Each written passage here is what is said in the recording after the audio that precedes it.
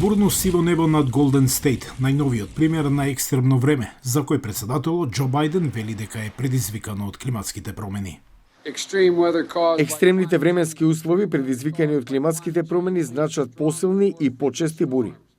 Бајден ја посети Калифорнија за да ја процени штетата предизвикана од неодамнешните бури, вети федерална помош. Мораме да инвестираме во посилна инфраструктура за да го намалиме влијанието на овие катастрофи бидејќи стануваат кумулативни во известна смисла. Веќе доделивме средства од Законот за инфраструктура што го потпишав пред една година.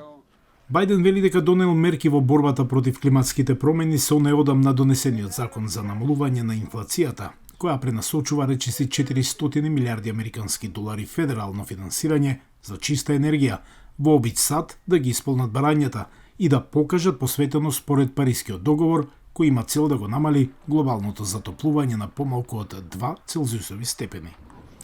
Бајден ги промовираше иновациите во чиста енергија за намалување на емисиите на стакленичките гасови, за кои научниците велат дека ги поттикнуваат климатските промени.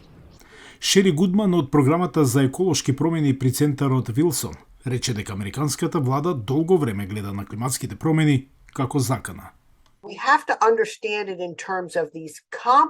Мораме да го разбереме односот на овие сложени проширени ризици, бидејќи еден ризик со бури предизвикани од шумски пожар, потоа влијание врз следниот сет на климатски настани.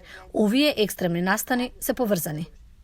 Товарот, рече таа, треба да го споделат владите и приватниот сектор, порака исто така пренесена до глобалните лидери на Светскиот економски форум.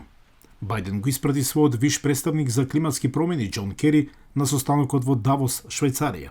Џон Скот, раководителот на одделот за одржливост во Церих, Insurance Group, вели дека отделните групи мора да работат заедно во борбата против климатските промени. Решавањето на климатските промени е како врвен тимски спорт. Тоа не доаѓа само од еден сектор, затоа мора да бидат вклучени и владите. Тоа треба да биде финансискиот сектор кој ќе соработува за навистина да ги реши овие проблеми, комплексни и системски прашања. Гудман вели дека за промената ќе биде потребно подолго време. Не можеме веднаш да се префрлиме на еколошки енергенси. Ќе користиме нафта и газ уште некое време. Но критичарите велат дека лидерите треба да бидат поагресивни, особено кога станува збор за соочување со загадувачките индустрии. Не можеме да го решиме овој проблем без силна владина акција. Треба да започнеме со соочување на компаниите за фосилни горива, кои се во центар на проблемот и се обидуваат да го одвлечат вниманието.